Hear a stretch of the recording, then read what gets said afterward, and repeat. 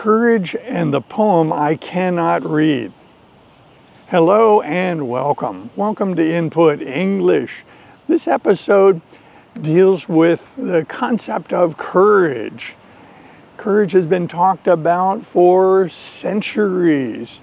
The trouble with courage is it's not an object. It's not something that you can point to. It doesn't have a particular shape or color. It's a concept. It's an idea. And our languages have to be able to deal not only with objects like hand, finger, nose, but also concepts, abstractions, things that humans have thought up and need to communicate with each other. And courage is one of those things. It's hard to pin down. It's hard to define. One of the ways that people define words is they go to a reference, a dictionary now online, and they look it up. So if you were to go to a dictionary source available to you and look up courage, it would be defined as a quality,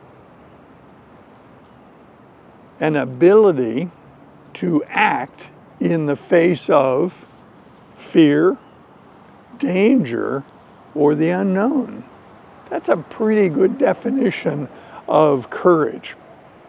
We language learners in the 21st century use this term that you're familiar with, comprehensible input, and we put great value in learning language by comprehensible input.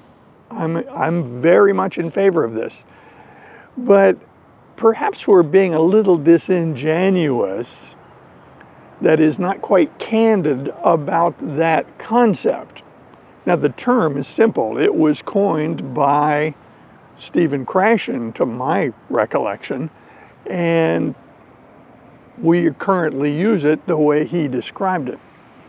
The concept behind it, that is learning through stories and discussion, is as old as human language. It's as old as human civilization.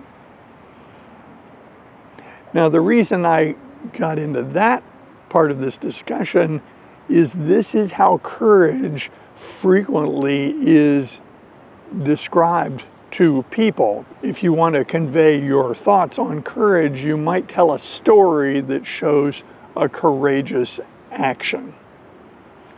A lot of times, courageous deeds are the province of men, valiant men in battle, slaying dragons, doing huge and heroic things, conquering the oceans, voyaging out into space.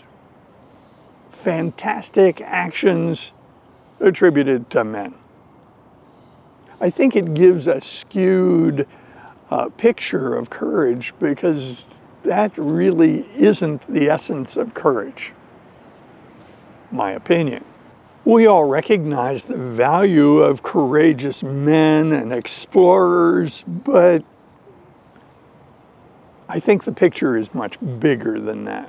Societies need explorers and warriors, and courage is essential, but you can find courage in the day-to-day because it's very much woven into the human experience everywhere. An example would be an immigrant family striking out to build a new life. What about the nurse who is old enough to retire but goes to work in the emergency room during the pandemic before vaccines were available?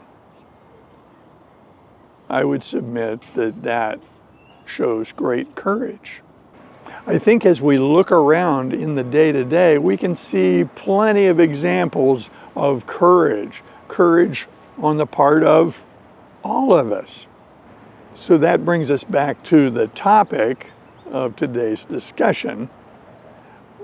I said there was a poem I cannot read. Looking back at my educational experience, I have said before on videos that I was very focused on math and science, and I built a career that reflected that. And what was missing from that educational experience was literature, poetry, and language. As an adult, I've attempted to rectify that perceived deficiency. And in recent years, I have been exploring the richness of poetry. Although I am no poet, I am no expert on poetry. I do know what I like. I can remember in school hearing the name Edna St. Vincent Millay, but I would have had trouble telling you who that was. Now I can tell you that she was a poet from New England. She wrote mostly in the early part of the 20th century. She wrote a poem, which is the poem I cannot read, and it is called The Ballad of the Harp Weaver. I'm not going to read it to you today because I cannot. I physically cannot do it. I find this poem very poignant. It really tugs at one's heartstrings. It is very intense, and my response to that poem is uncontrollable. But luckily, there are several very good readings available for free online, and you can just go to YouTube and find them. I can't say that I have a favorite because the two readings are so different. One of them, I think, is by an unlikely reader, but it works. Edna St. Vincent Millay's poem, The Ballad of the Harp Weaver, was read by Johnny Cash. Yes, the country singer, very famous singer from mostly the 20th century. His reading is extraordinary. The other reading I would direct you to is by the author, Edna St. Vincent Millay herself. This is an old recording. It's available on YouTube. The quality of the recording is not great from a technical point of view, but you get to hear her voice, her inflection, her interpretation of her own poem. And I frequently really enjoy when an author reads their own work. So I invite you to find those recordings of the Edna St. Vincent Millay poem, The Ballad of the Harp Weaver, and see what you think about it. I invite your comments below. For me, this is a very poignant, powerful piece of poetry. Hope you enjoyed this episode. I invite comments below. Come see us in future videos. See you soon.